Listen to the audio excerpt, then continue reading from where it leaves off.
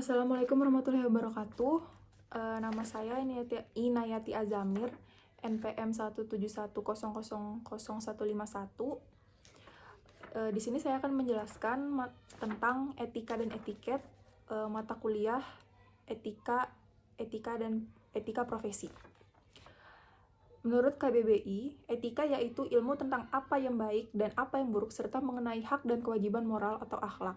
Sedangkan menurut Wikipedia, etika itu berasal dari Yunani kuno, etikos, yang artinya timbul dari kebiasaan. Secara metodologis, tidak setiap hal menilai perbuatan bisa disebut sebagai etika. Etika merupakan ilmu, suatu sikap kritis, sistematis, dan metodis dalam menjalankan refleksi. Maka dari itu, etika adalah ilmu yang objeknya berupa manusia, beda dengan ilmu-ilmu lain yang meneliti tentang tingkah laku manusia. Etika juga mempunyai sudut pandang normatif, artinya bisa melihat dari sudut baik dan buruknya mengenai perbuatan manusia. Etika merupakan suatu peraturan atau norma yang bisa dipakai sebagai acuan buat perilaku seseorang yang berkaitan dengan tindakan baik dan buruk yang dilakukan oleh seorang, serta merupakan suatu kewajiban dan tanggung jawab moral. Sedangkan etiket merupakan sesuatu yang dikenal, diketahui, diulang, dan menjadi kebiasaan dalam sebuah masyarakat, baik berwujud kata-kata ataupun suatu bentuk perbuatan nyata. Pengertian etika menurut para ahli. Saya mengambil dari ada 6, cuman saya mengambil dari Aristoteles. Yang dimana beda dengan yang lainnya, Aristoteles mendefinisikan etika menjadi dua pengertian, yaitu terminus technicus dan manner and custom. Terminus technicus yaitu sebuah etika yang dipelajari sebagai suatu ilmu pengetahuan yang mempelajari suatu problema tindakan manusia. Sedangkan manner and custom yaitu sebuah etika yang berhubungan dengan tata cara dan adat kebiasaan yang melekat di dalam diri manusia, sangat terkait dengan baik dan buruknya suatu perilaku, tingkah, atau perbuatan manusia. Jenis-jenis etika ada dua. Yang pertama etika filosofis. Etika filosofis itu bisa dikatakan sebagai etika yang berasal dari kegiatan berfilsafat atau berpikir yang dikerjakan oleh manusia. Di etika filosofis ini dibagi menjadi dua, yaitu non-empiris dan praktis. Non-empiris sendiri yaitu ilmu yang didasarkan pada fakta atau yang konkret. Kalau yang praktis, karena langsung berhubungan dengan apa yang boleh dan tidak boleh dilakukan. Terus yang kedua ada etika teologis. Dalam hal ini, etika teologis bukan cuma milik agama tertentu, tapi setiap agama bisa mempunyai etika teologis ini secara masing-masing. Contoh, dalam etika Kristen, etika teologis ini adalah etika yang bertitik tolak dari presuposis mengenai Allah atau yang ilah jika memandang kesusilaan bersumber dari dalam kepercayaan terhadap Allah. Relasi etika filosofis dan etika teologis. Yang pertama, revisionisme. Tanggapan ini berasal dari Augustinus yang menyatakan bahwa etika teologis bertugas untuk merevisi, yaitu mengoreksi dan memperbaiki etika filosofis. Yang kedua, sintetis. Jawaban kedua ini dikemukakan oleh Thomas Aquinas yang menyintesiskan etika filosofis dan teologis sedemikian rupa sampai kedua jenis etika ini mempertahankan identitas masing-masing menjadi satu hal baru. Yang ketiga, paralelisme yang dikemukakan oleh F.E.D. Schleiermacher yang menganggap kedua etika tersebut sebagai gejala-gejala yang sejajar. Hal ini bisa diumpamakan seperti sepasang rel kereta api yang sejajar. Dan saya akan membahas tentang etiket. Definisi etiket sendiri adalah perilaku yang dianggap pas, cocok, sopan, dan terhormat dari seseorang yang bersifat pribadi seperti gaya makan, gaya berpakaian, gaya berbicara, gaya berjalan, gaya duduk, dan gaya tidur.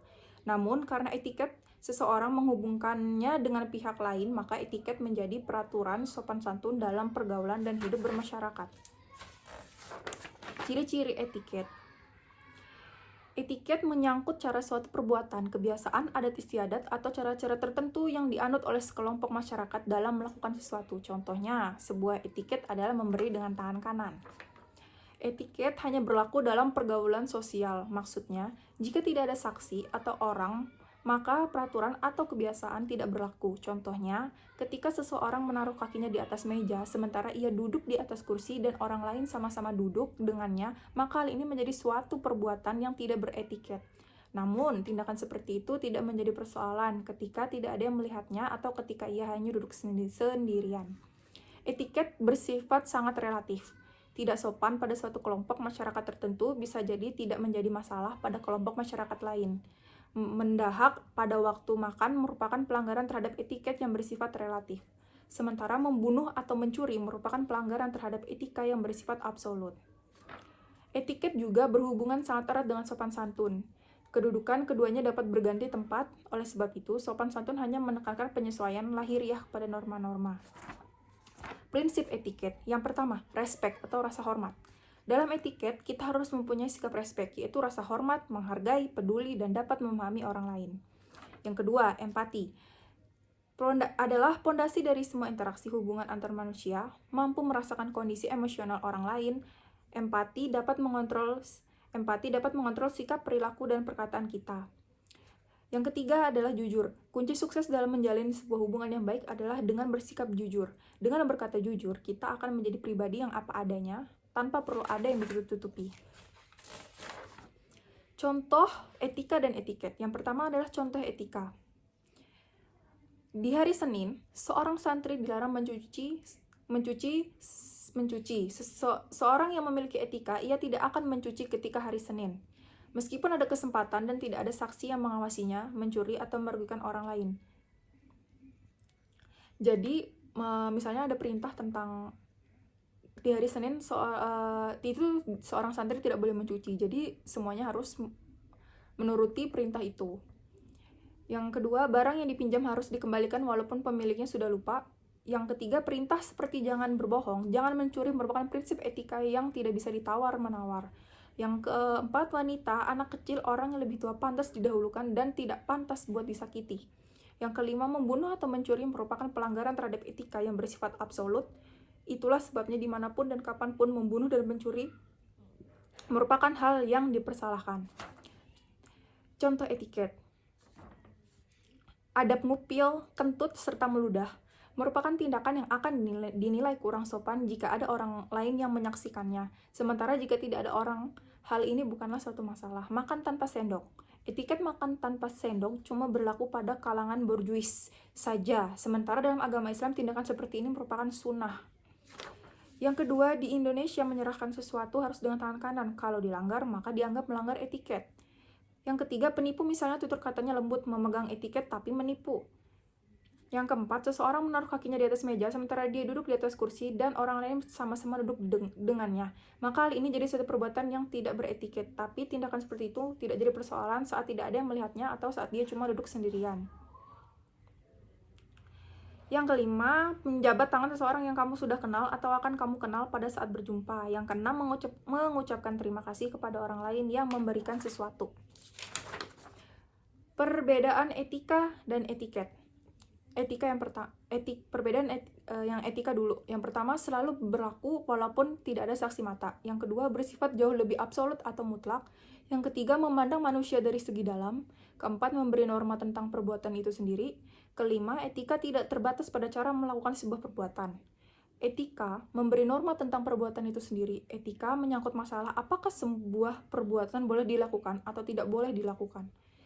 Yang kelima, etika selalu berlaku walaupun tidak ada orang lain. Barang yang dipinjam harus dikembalikan walaupun pemiliknya sudah lupa. Yang keenam, etika jauh lebih absolut. Perintah seperti jangan berbohong, jangan mencuri merupakan prinsip etika yang tidak dapat ditawar-menawar.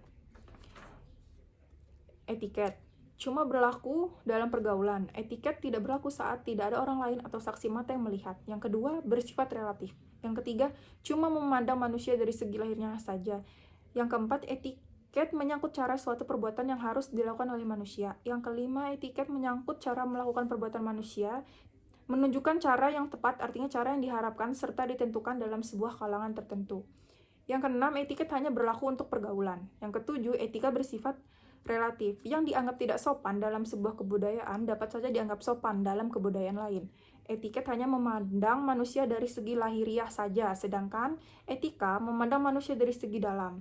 Penipu misalnya tutur katanya lembut, memegang etiket namun menipu. Orang dapat memegang etiket namun munafik. Sebaliknya, seseorang yang berpegang pada etika tidak mungkin munafik, karena seandainya dia munafik, maka dia tidak bersikap etis. Orang yang bersikap etis adalah orang yang bersungguh-sungguh baik. Jadi, sekian dari penjelasan saya tentang materi etika dan etiket. Saya harap dosen bisa menerima materi dari saya. Sekian dari saya. Wassalamualaikum warahmatullahi wabarakatuh.